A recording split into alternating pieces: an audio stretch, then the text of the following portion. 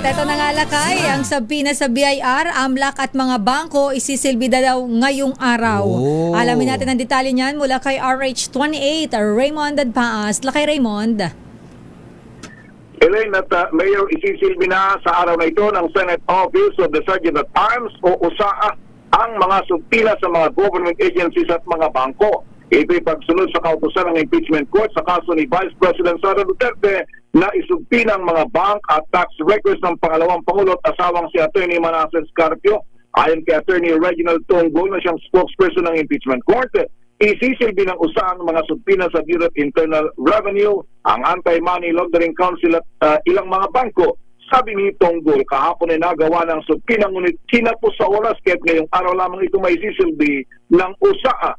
Narito si Atty. Reginald Tonggol. Ipapadala sa mga concerned na mga ahensya sa BIR tsaka AMLC tsaka doon sa mga banking institutions. Kasi medyo end of day na po, no? So baka the Sergeant at Arms wouldn't be able to serve the subpoenas already. Pero gawa na po yung subpoena. Si Atty. Reginald Tonggol ang spokesperson ng impeachment court. Sa araw nga na ito, Mayor at Elaine, ay ipagpapatuloy ang cross-examination dito kay Atty. Melvin Matibag, ang Director ng National Bureau of Investigation mula sa panig ng Depensa matapos silang humingi ng continuance kahapon. Bagamat tinutulan ito ng prosecution dahil ang gusto nila ay tapusin sana si Atty. Matibag kahapon para makasimula na sila sa ibang article sa araw na ito, pero pumabor ang presiding officer sa panig ng Depensa kaya't next week na yung mga taga Land Bank of the Philippines. Araw na yan ng Miyerkules next week na magbabago ang schedule, alas 10 na ng umaga hanggang alas 3 ng hapon ang impeachment trial. Raymond, si former director ng NBI, Judge Jimmy Santiago, ipapatawag ba sa trial? Wala sa listahan, Mayor. Wala sa listahan. Gustong-gusto pa naman yata humarap. Willing, sabi nila kay, willing siyang humarap kung ipatatawag. Marami siyang nalalaman din. Sabi sa 2x2 kanina. Siya, totoo naman dahil siya yung director nung time na nangyari itong mga pinag-uusapan dito, Mayor. Nagkataon lang na itong nagpurso ng investigation ay itong si Atty. Matibag dahil siya na yung bagong director ng National Bureau of Investigation. Ayan. So, abangan natin mamaya, ha? Ayan, last day na ni Director Melvin Matibag. Ayun, yun ang last day niya at hopefully matapos na ng ngayong araw after ng cross-examination. Kung magkakaroon man ng redirect ang prosecution, then balik sa recross, then ito yung time na magtatanong muli yung mga senator judges. Gaya nung ginawa kahapon ay ang mauuna daw dun sa listahan ay si Senator Pia Cayetano. Ayan, okay. Teka muna, last din ni Director Matibag mamaya, ha? Wala bang fireworks sa pagitan ng Director Matibag at Senator Alan Peter Cayetano?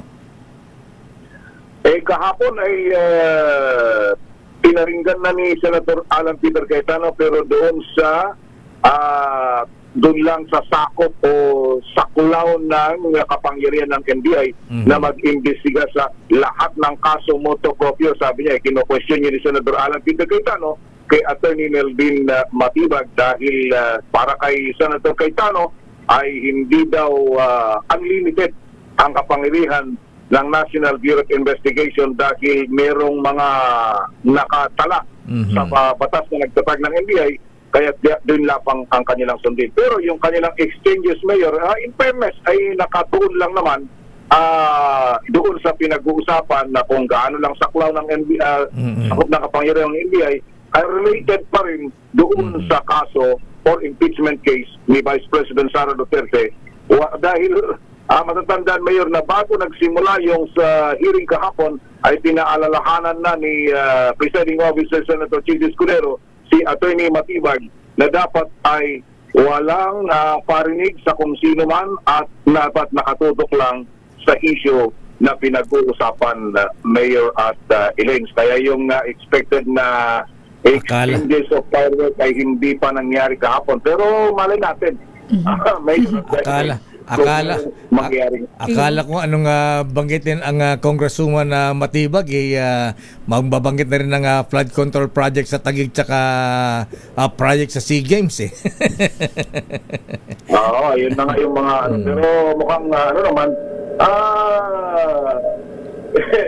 nakalimit lang doon kasi sa nagtatanong din na mayor kahapon. Limit doon lang ang tutok ng magkabilang panig. Okay, May warning na kasi agad lakay Tama lang naman. Oo, may proper forum para diyan. Yes, Oo. tama. Parang kay issue kay Robin. Ayan. Para hindi gulo-gulo. Oo, impeachment lang. Yes. Wag kung ano sinisingit. O galuhan kung ano-ano. Yan. Okay nga, Rod. Maraming salamat, Raymond.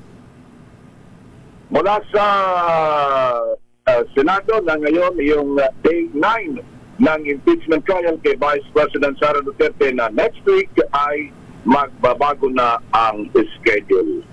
Ito si RH28, Raymond Adpaas para sa DZRH, una sa Pilipinas, una sa Pilipino. Maraming salamat, Raymond Adpaas.